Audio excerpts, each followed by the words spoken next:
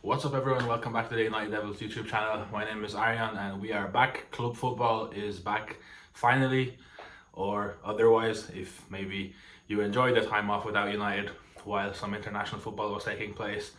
But I think it was definitely a much needed break for the fans as well as the players, because it's difficult. I mean, the ideal scenario would have been United beat Spurs and go into this international break in high spirits, building some momentum, and you come back into this very difficult run of fixtures that's coming up now over the next 7 games, kind of reinvigorated and happy with what's been going on at the club. But unfortunately, I think as maybe fans have gotten used to a little bit over the past couple of seasons, United have had a shaky start. The transfer window didn't help. I think it has rubbed off on the players too, the kind of underwhelming window that United have had over the course of the summer, of the extended period that the window was open. And I think now it's huge going into that Newcastle game. It's probably the game of the season already. Um, it's a game that can define, that it can make or break United season. It can really set the tempo for what's to be expected of this team, and I think for Ole Solskjaer future as well, because even though it's only 3 games into the league season, United only have 3 points from those. They've conceded 11 goals. They're sitting 16th in the table, and there's rumours and speculation regarding Solskjaer's future already, even though he just did a fantastic job just a few months earlier to kind of nail down his job and prove that he deserves to be back. Well, now he didn't get the backing, he didn't get any of his number one targets, and we're in the new season now with a few makeshift signings, few panic buys, and already 5 games in, 3 in the league, United are kind of speculating, and the Pochettino rumours are coming back, and it's just, overall, it's feeling a little bit toxic again, like it felt at the latter end of Jose Mourinho's spell in charge, and it's feeling like Solskjaer has been here before as a United manager. He had a tough spell near the end of his interim period in charge, that half season he had. Then last season he obviously didn't start great. The defending was also pretty poor to start the season off, but then finally United nailed it down. Bruno came and things started looking good again. And it's the same thing all over again. And again, we have to see his man management, his tactical nous, how he can get these players out of a hole that they're undoubtedly in. It's just not looking good, and Newcastle is huge. It's a start of a very difficult period of fixtures, like I said, and it's huge to not only get the win here, because I think a win is the most important. United are already 9 points behind the league leaders, Everton, who are 4 from 4 at the moment. United obviously have a game in hand on them, but still, I think most fans would just take a win against Newcastle, because obviously going away to Newcastle has not been great, or even playing them at home has been difficult too. Obviously the curse of the Longstaff brothers and whatnot. But I think United it's more than the result that matters in this game. You need to see a response from these players. You need to see characters. You need to see winners. I think Solskjaer, especially now with his job on the line again, seemingly, because I don't think it's out of the realms of possibility that after this 7 game stretch, if United come out of it in ruins, he probably might be gone. So it's huge for Solskjaer, and I think it's going to be, again, going into the predicted team. I will touch on the press conference in a little bit, but going into the predicted team, it just feels like it's gone to a point now where he will only play the players that he really trusts, which does seem to be that nailed on first 11 that we finished the season with and started this season with. Meaning the likes of Donny van de Beek, Alex Telles, who is also new, Edinson Cavani, who of course can't play against Newcastle because he's still in quarantine, and Facundo Pellistri might not really get that much of a look into the first 11, which is a shame, because I think in moments like this, yes, you do want to stick with the players that you trust, with the players that got you the job security that you had just a couple of months ago. But I think once you get beat 6-1 at home, and so many of those players that you thought you had your full confidence in just looked deflated, just looked like they threw the toys out of the pram and just didn't really bother. I think some changes are super necessary for this game against Newcastle, just to freshen things up, just to show a few players that, your position is not fully safe. You are not 100% start every single week. because even though United's window was disappointing, um, some depth has come in. United have a stronger squad that they did going into that transfer window. That has to be said. They're stronger at left back. They have a world class striker, albeit probably at the tail end of his career and struggling with injuries. But on paper, Edinson Cavani is still a very good, reputable striker. They have strength and depth in midfield. Like United's midfield, the central part of the pitch is just it's immensely stacked right now.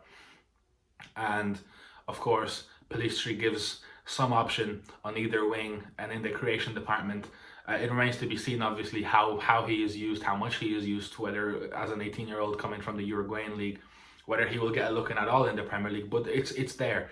An option is there. There's something different. And Solskjaer, obviously, as dissatisfied as he rightly might be with the lack of support from the board, by the lack of kind of determination and pursuit of his number one targets that I think would have put United in great stead, and there was a video made about that on our channel just a couple of days ago if you want to check that out. He has to put that aside, because above all, he's a United man. He loves United. He puts United before him, and now it's time to get to work. Roll up your sleeves and try to motivate and just, again, squeeze out the most out of what you have. So, into the team news. Obviously, as I said, Edinson Cavani will not be available yet. It remains to be seen whether he can play against Paris midweek. But obviously, quarantine rules, he hasn't trained with the team yet at all. He hasn't even been to Carrington while training was happening, because obviously he has to be isolating. So even if he is cleared to play midweek, I doubt he will start. Ollie also said that there might be some knocks, but that remains to also be checked. Yesterday when the players were arriving, and today going into tomorrow. So some players may have come back with knocks, but there are no immediate injury reports. Apparently Harry Maguire picked up a knock just before he got sent off against Denmark, so he is a doubt. I think that might be a bit of a tactical ploy in order to maybe let him sit out that Newcastle game and pull him out of the spotlight, which I personally thought was something that won't happen, because as a United captain, you have a certain reputation to live up to, a certain responsibility to, be available for every game, and the kind of need to not be fragile. You have to show a backbone. You have to show that you're able to go through these tough times, because they happen. United captains historically have been involved in some things, spats on and off the pitch, and you just have to move on. One game ends, another starts. One chapter closes, another begins. You just have to be able to go and handle that and be a leader and be that rock for your teammates. But maybe different personalities need to be handled differently. So maybe Harry Maguire will be pulled out against Newcastle. Maybe he will get that week off. Maybe he will come back against PSG, who knows? But maybe he will just get a full week off after this sending off, with the Greece incident still flying over his head. And maybe we will see a different centre-back partnership, which I will get to shortly. So yeah, Harry Maguire is one that has a knock, and then obviously Eric Bailly was a bit of a doubt, but he did play 90 minutes for Ivory Coast the other day, so I think he will be available for selection. Axel Tuanzebe is set to be available for selection again. So it looks like United have a clean slate going into this one. Obviously without Anthony Martial, who is serving a 3-match domestic ban, so he probably will be in line to play against PSG, but obviously in the league for the next couple of games, for the next 3 games, he will not be available.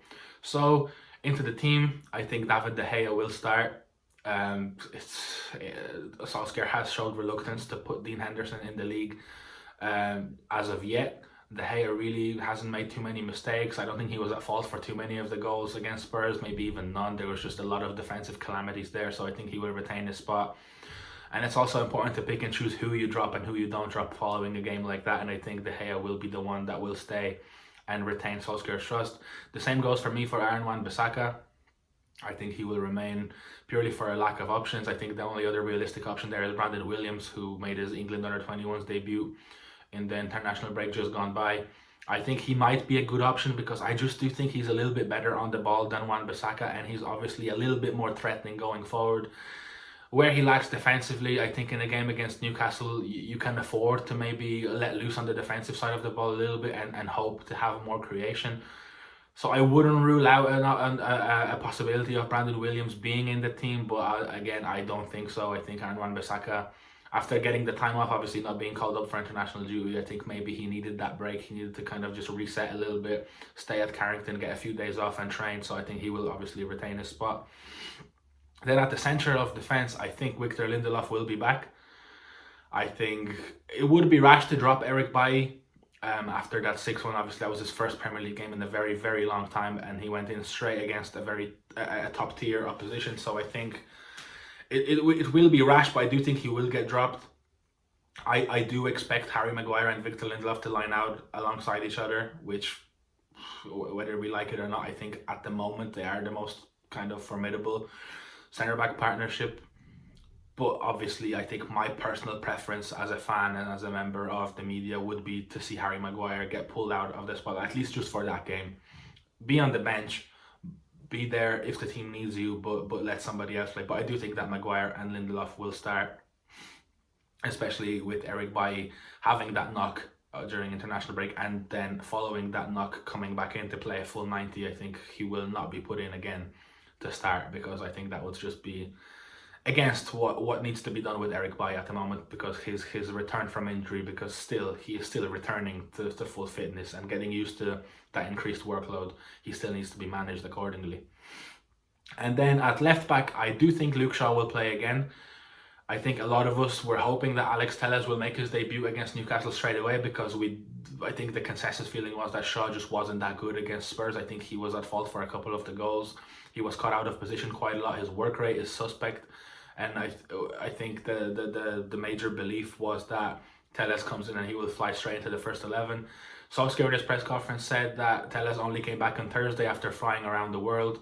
So I think that was a bit of a suggestion that he might be on the bench on Saturday, which I guess it's fair enough with the fatigue and everything. But I think it wouldn't be, nobody would really bat an eye if he did put him straight into the first 11, because United needs something different, especially in that back line that has been so faulty. They've been leaking in goals left and right this season, and you just feel like they need something new. They need that little spark, somebody to come in there and maybe reignite, reinvigorate them. And I think just keeping the same back line with just rotating Bailly and Lindelof just won't be enough. But then again, you need to give those guys the benefit of the doubt. They served you well last season. They had a bad game, a very bad game, conceding 6 goals. But now this is their opportunity, perhaps, to bounce back and show their character and show that they have the bottle to play for Manchester United. So I do think United will be back to that classic back four. And then it comes to the midfield. I think if this was a big game against an opposition from the top 6, the midfield wouldn't be the same. But I do believe that Solskjaer will stick with his good old reliable. I saw quite a lot of talk on social media that United should maybe look into a diamond with the amount of midfield depth that they have. But I don't think that's going to happen for this game. I do think that United will stick to that double pivot, with Pogba being one of the central defensive midfielders, playing that kind of quarterback role that he played for France. We saw that great ball he played into Luca Digne, who set up Kylian Mbappe for their winner in midweek. So I do think when United play against teams that maybe will sit back, that maybe won't attack as much, Paul Pogba is good there to dictate, to control proceedings, but Paul Pogba gets found out a little bit with his work rate being maybe surplus sometimes when midfields are more aggressive and when teams want the ball against United, like Spurs showed, and when they really want to counter and are not afraid to counter, and they kind of overcrowd the midfield, they overrun it, and Nemanja Matic is left isolated by himself, with Paul Pogba maybe just not working quite as hard as maybe he should sometimes for his defensive duties. So I think in a game like Newcastle, Pogba will keep his place, but I do think that Fred will start next to him. I think Matic showed against Spurs that when United have the ball and they get hit on the break, he might just not have the legs for it anymore, especially if Pogba next to him does focus a little bit more on trying to create up front, and sometimes he gets caught out of position. Matic is on his own to clean up the width of the pitch, and that's just sometimes not enough. Especially against quick players like Newcastle do possess at the moment. So I do think that Fred, with his on-the-ball ability and willingness to tackle and maybe positional discipline in that number 6 role, will be a good complement to Paul Pogba. And he will also be a good link between the defence and the midfield to bring the ball out, to take it off the centre-backs and bring it forward. So I do think Pogba and Fred in that double pivot. And then the three with the front four, I guess you want to say, I do think Rashford will start, Bruno Fernandes will start, Mason Greenwood will start, and then we have the fourth. This is the big question. Does Mason Greenwood start up front and United somehow make this makeshift 3 and squeeze Donny van de Beek in there? Maybe play Bruno as a bit of a roaming right-hand side player, maybe play Bruno off the left and switch Marcus to the right? Or maybe just don't play with a designated striker, have like that false nine kind of a thing where that front four just rotates. Do they do that? Or does Odio Nigalo come into the side and head the front line? Or does Dan James come on the left and then Marcus Rashford gets that number 9 spot? I think those are probably the biggest questions going into this one, because we just don't know what Solskjaer is thinking, how he approaches Newcastle. I would expect Newcastle to sit back a little bit. I don't think they're going to go out and try to control the ball and let United counter them. I do think they will give United the ball and try to counter United with some quick players like Callum Wilson, Miguel Almiron, and Alain Saint-Maximin, who just signed a new deal, by the way, and should be in line to start. So I would expect Newcastle and Steve Bruce to kind of line up a little bit more reserved and try to do what they did last year when they beat United 1-0 at St James's Park, which was just absorb, see United's toothless offense, and then counter them, get one goal, and shut up shop. So I do think that that will be their expectation for this game too. And with that, I would personally play Donny van de Beek. I would play him more centrally, I think, just in front of Paul Pogba, and then play even Mason Greenwood out on the right, Rashford on the left, and Bruno as that maybe false 9. But obviously Bruno is all over the place, so then Rashford and Greenwood have the opportunities to slot in there while Bruno drops deeper and looks for the ball. Also Van de Beek can drop off into the wings, and it's just that kind of a line out up there allows for plenty of rotation and fluidity in movement for those players that are playing in that front four.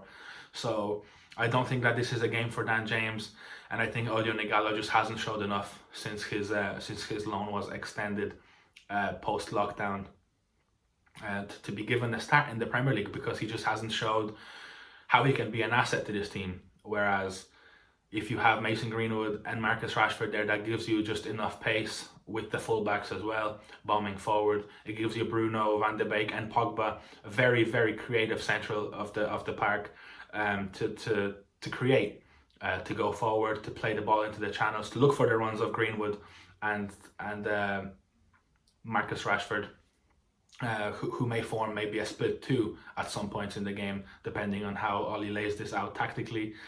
And then obviously Fred sitting at the heart of the midfield, trying to cut passing lanes, intercept balls, put in tackles, retain the ball, recover the ball, and push it forward again. So just to go over again, David De Gea in goal, Wan-Bissaka at right back, Maguire, Lindelof in the centre, Luke Shaw on the left, Fred and Pogba in the double pivot, Mason Greenwood on the right, Bruno Fernandes and Donny van de Beek kind of centrally, and then Marcus Rashford being that maybe left inside striker, seeing that how that works out. I think that's probably the best lineup that Solskjaer has at the moment with Anthony Martial's suspension.